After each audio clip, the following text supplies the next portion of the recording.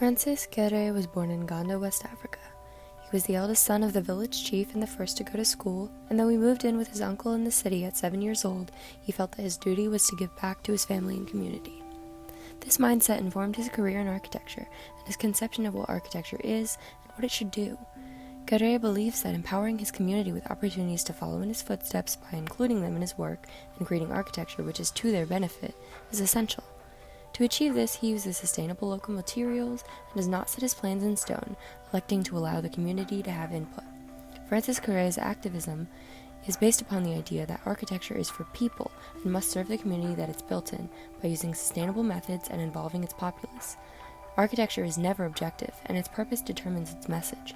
In the case of Kéré's work, his architecture is activism, and its purpose is to serve its community.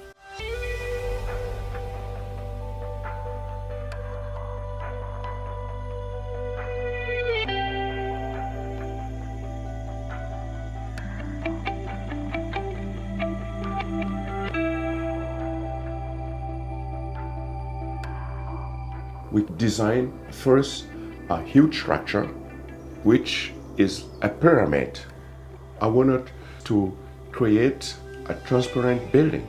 If a parliament building is transparent and open, if people can go on top of it at any time, during the day, during night, symbolically, it is transparent, it is open. Another idea was to combine in this pyramid field where you could do agriculture, because Burkina's economy is based mainly on agriculture. So I wanted to create this public space with everything. We have a garden around it, and then we have the pyramid which is elevated. We have a cornfield on the top, so it is more than just a simple parliament building.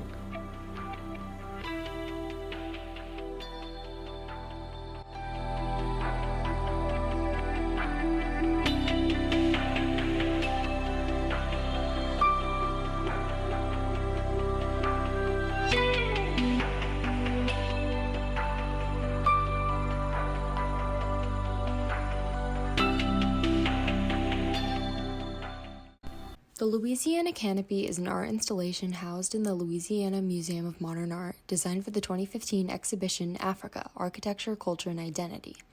Kéré's design mimics a tree canopy and plays with lighting.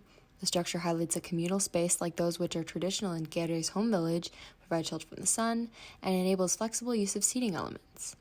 Kéré uses locally sourced willow branches and logs, which are both fast-growing and abundant, and thus a sustainable medium.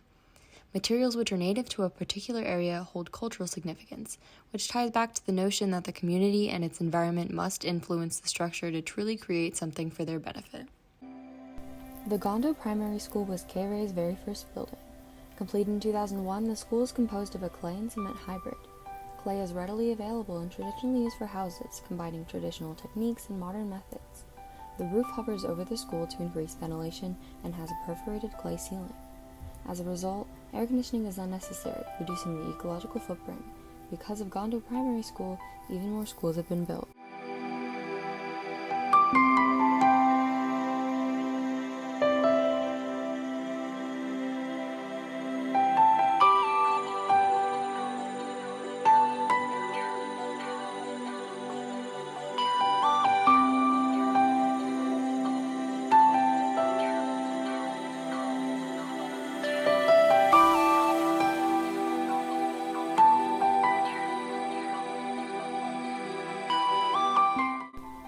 Kéré's Gondo Primary School received the Aga Khan Award for Architecture. This award is given every 3 years to projects that set new standards of excellence in architecture, planning practices, historic preservation, and landscape architecture. The selection process emphasizes architecture that not only provides for people's physical, social, and economic needs, but that also stimulates and responds to their cultural expectations. Particular attention is given to building schemes that use local resources and appropriate technology in innovative ways, and to projects likely to inspire similar efforts elsewhere. What is architecture? Architecture is more than just infrastructure. It's giving back to your community. It's building with local common materials and making people say, oh, that's new.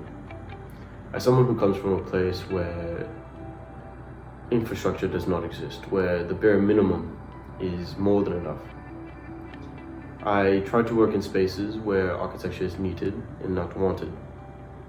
To work where the word architecture does not exist.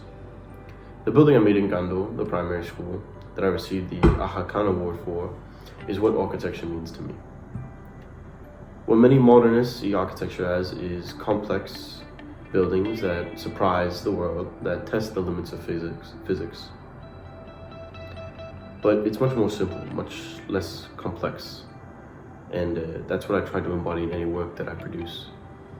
I create with basic materials to create basic yet complex buildings to educate the uneducated on what design is and what it can hold, the potential that it has. Architecture is more than buildings, it's more than art, it's a way of bringing people together and to give a feeling of ownership, to be proud of that you produce. Kéré's work attends to every aspect of the community, including economic and developmental status of the region. Significant projects were completed in Burkina Faso, a developing country in which the concept of architecture was largely unknown. Architecture takes on an additional layer of meaning as it becomes a force to facilitate progress and economic growth. Kéré strives to create progress and boost economic confidence of the people of his country through two main methods. The first involves the use of local materials such as clay and wood. This works to dismantle the notion that such resources are, as Kéré describes, poor people materials. He showcases them in a contemporary context to create pride within the community of their local resources. This generates newfound economic confidence and optimism for further development. The second method utilized by Kéré to facilitate economic growth is to tailor his projects accordingly. Atelier Gando in Gando, Burkina Faso was built with the goal of creating education and employment resources for the community. It includes spaces for research of sustainable building techniques and ways they can be applied in today's architecture. The project will continue to support the ongoing building developments in the region by providing workshop space, temporary lodging for students and workers, and storage for tools and materials. The entire community also benefits from both the tangible resources as well as the elements of pride that are produced. If one aims to use design for activism, following Kéré's work would serve them well. If we aim to have a positive impact with our architecture, we must apply these ideas to our own areas. Expanding upon Kéré's work and integrating his methodologies into urban or suburban areas can be achieved by creating communal gardens. These are common in locations such as alleyways or rooftops and bring much-needed green space into places otherwise devoid of plant life. In addition, these gardens are often built by smaller communities, such as schools, and allow students to collaborate and build a connection to the gardens, and thus a deeper understanding of what they eat and where it comes from.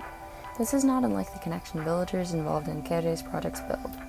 Involving these communities in building processes, whether they are urban or rural, intrinsically ties them to the work and takes into account their needs. Villagers building a communal space for discussion may suggest seating, which they find most comfortable.